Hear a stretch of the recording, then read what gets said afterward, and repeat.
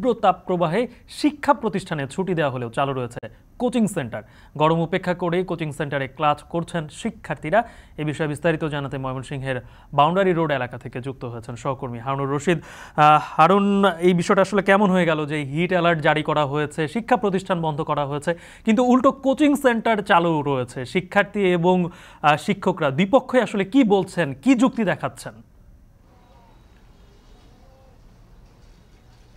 গালিব, ময়মনসিংহে কিন্তু সারা দেশের মতো যে তীব্র তাপপ্রবাহ সেটি চলছে, যেমন হিট সতর্কতা জারি করা হয়েছে, এটি কিন্তু ময়মনসিংহে কার্যকর রয়েছে। এবং সাধারণ অবস্থায় যদি আমরা দেখি যে আসলে মানুষ কিন্তু এই তাপপ্রবাহের কারণে প্রচুর বিপর্যস্ত অবস্থা, জনজীবন, মানুষ প্রচুর কষ্টে আছে।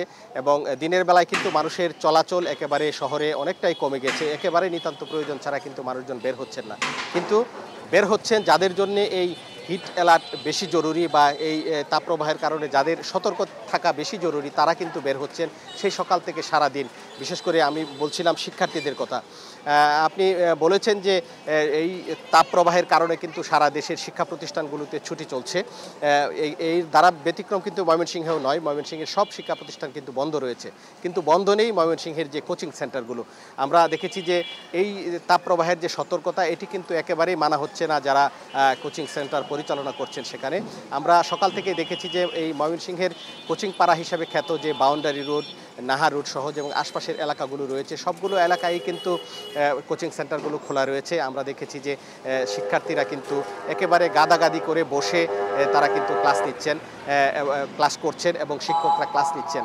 আমরা শিক্ষার্থীদের সাথে কথা বলেছিলাম, শিক্ষার্থীরা যেটি বলেছে যে আসলে এই কোচিং সেন্টার বন্ধ না থাকার কারণে কিন্তু তাদেরকে বাধ্য হয়ে আসতে হচ্ছে। বিশেষ করে তাদের যারা অভিভাবক বা বাবা মা, তারা কিন্তু এই বাধ্য হয়ে পাঠাচ্ছেন এই কোচিং সেন্টারগুলোতে। শিক্ষার্থীরা বলছেন যে তাদের অনাগ্রহ রয়েছে, বিশেষ করে এই আসা যাওয়ার পথে যে গরমে যে অসহ্য অবস্থা, এটি কিন্তু শিক্ষার্থীদের বেশ কষ্ট হয়।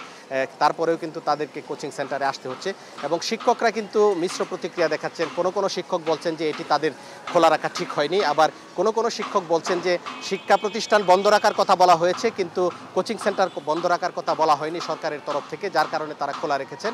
এবং কোনো শিক্ষক এটিও বলেছেন যে তারা যদি এই স্কুল বন্ধের মধ্যেও যদি তারা তাদের কোচিং সেন্টারগুলো খোলা না রাখেন, তাহলে শিক্ষার্থীরা ক্ষতির মুখে পড়বেন এবং পড়াশোনায় বা পরীক্ষার তাদের বিপর্যয় নেমে আসবে। এই কারণে তারা কিন্তু খোলা রেখেছে। এবং গার্জিয়ানরাও কিন্তু কেউ বলেছেন বন্ধ রাখা উচিত, আবার কেউ বলেছেন যে তাদের যে কোচিং সেন্টার সেগুলো খোলা রাখতে হবে, না হলে শিক্ষার্থীদের সমস্যা হবে। তো সব মিলিয়ে এই ছিল আসলে ময়মনসিংহের কোচিং পাড়ার চিত্র। স্কুল বন্ধ থাকলেও কিন্তু কোচিং পাড়ায় শিক্ষার্থীদের ক্লাস করতে হচ্ছে, আসতে হচ্ছে। ময়মনসিংহে শিক্ষা প্রতিষ্ঠান সারা দেশেই বন্ধ, কিন্তু ময়মনসিংহে কোচিং সেন্টার এই সময়টায় চালু রেখেছেন সেখানকার শিক্ষকরা। সেই বিষয়ে সর্বশেষ জানাচ্ছিলেন সহকর্মী হারুনুর।